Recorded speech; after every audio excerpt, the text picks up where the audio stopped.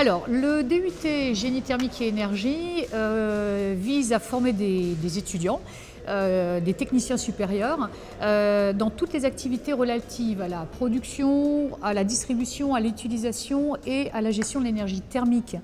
Alors, dans les industries, les transports et les bâtiments.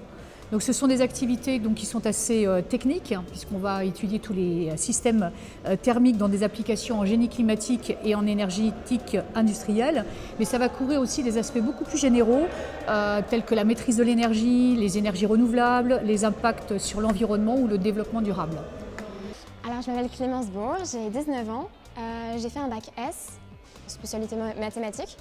Ensuite, je suis allée en DUT Génie civil et construction durable à l'IUT de Marne-la-Vallée, donc dans cette IUT-là. Donc au bout d'un an, je me suis réorientée et j'ai choisi du coup de venir dans ce DUT en génie thermique et énergie. Donc les étudiants vont devoir apprendre des matières comme la thermodynamique, la mécanique des fluides, les transferts de chaleur. Donc ça, ce sont des choses qu'on ne voit pas du tout en terminale, mais ça n'est pas un problème.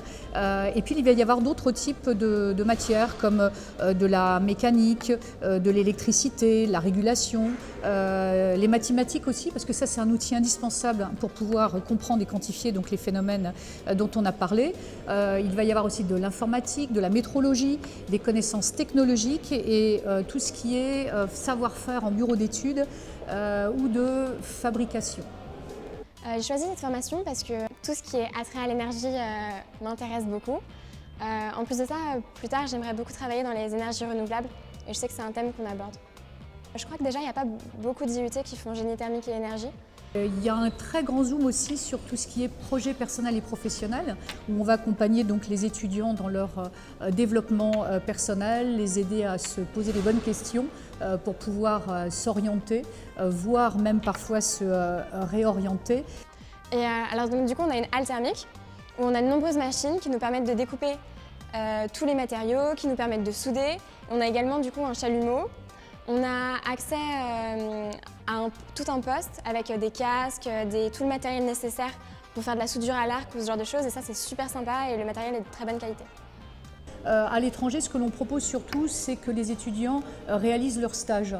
Donc de manière générale, ça se passe en France, mais bon, très régulièrement, on a des jeunes qui partent pour leur stage de première année, donc c'est un mois, ou leur stage de deuxième année qui dure 10 semaines, peuvent le faire donc à l'étranger. Donc ça peut être l'Afrique, ça peut être les Comores, ça peut être l'Europe, enfin là c'est en fonction donc, des projets des étudiants. Au niveau de l'équipe enseignante, ce qui est super sympa, c'est qu'on a tous leurs mails et qu'en règle générale, par exemple, si on veut un exercice supplémentaire, si on n'a pas compris quelque chose, on peut leur envoyer un mail. Et ça, c'est complètement différent de ce qu'on avait au lycée parce que du coup, ils sont là pour nous et c'est à nous de faire le travail, mais si on veut en faire plus, ils sont là pour nous accompagner.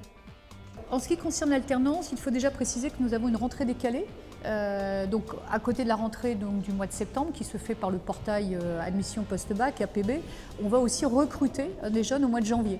Donc là c'est une demi-promotion, on a 52 étudiants recrutés au mois de septembre, 26 au mois de janvier et là on va réintégrer des jeunes qui ont commencé un BTS ou une prépa ou d'autres formations et qui se rendent compte que ça ne leur convenait pas.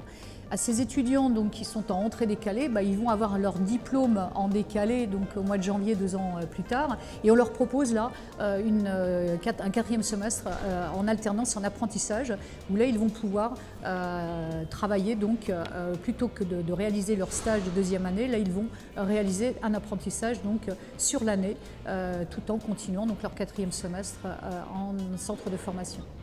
Actuellement on fait un projet tutoré. C'est sur la distillation solaire d'eau salée. Il faut trouver le moyen de rendre de l'eau salée potable grâce à l'énergie solaire.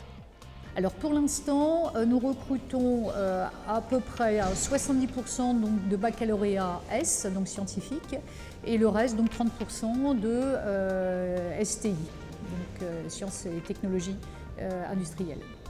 Alors il existe 4 licences professionnelles directement donc, en lien avec le DUT Génie thermique énergie et qui sont rattachées d'ailleurs au département. Donc on a la licence professionnelle gestion et maintenance des installations énergétiques, GMIE, une licence en vente qui s'appelle vente de produits et services énergétiques qui va former plutôt des technico-commerciales dans le domaine de l'énergétique, une licence en performance énergétique et environnementale des bâtiments, où là les jeunes vont se spécialiser dans le bureau d'études sur des applications plus énergie renouvelable et développement durable, et puis une licence en management de la chaîne du froid, où là on va toucher la logistique et les transports avec cet aspect énergétique qui est le froid industriel. Avec une formation en 2 ans, où on voit déjà ce qu'on va faire plus tard, on peut accéder à de très bonnes écoles d'ingénieurs, et donc du coup moi c'est sur ça que je veux continuer. J'aimerais être ingénieure en efficacité énergétique et énergie renouvelable.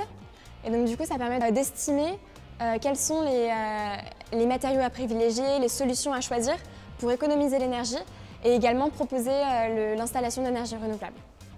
Mon DUT, je l'ai commencé en début 2014, en janvier 2014, et je l'ai fini en janvier 2016. L'avantage, c'est que j'ai fait la rentrée en décalé, parce que je ne savais pas vraiment ce que je voulais faire en septembre et après mon bac. J'ai fait le DUT en alternance pour la dernière année, pendant la dernière année. J'ai fait plus de 6 mois dans un bureau d'études techniques. Du coup, j'ai pu manipuler beaucoup des logiciels de dessin comme AutoCAD. Donc après, j'ai directement fait un concours pour passer une école d'ingénieur. Et j'ai été acceptée, du coup je l'ai commencé en septembre 2016.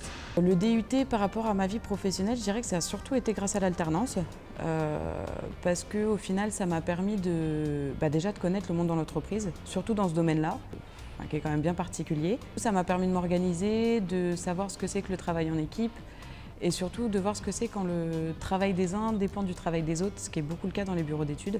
Ça m'a permis du coup de manipuler beaucoup de logiciels de dessin. Et surtout, ça m'a permis de trouver une entreprise très facilement cette année. Parce que du coup, mon école d'ingénieur se fait en alternance aussi. Et j'ai réussi à décrocher un contrat pro grâce à mon alternance de l'an passé. Donc c'était quand même un bon point. Mais au final, ça m'a vraiment beaucoup plu. C'est professionnalisant.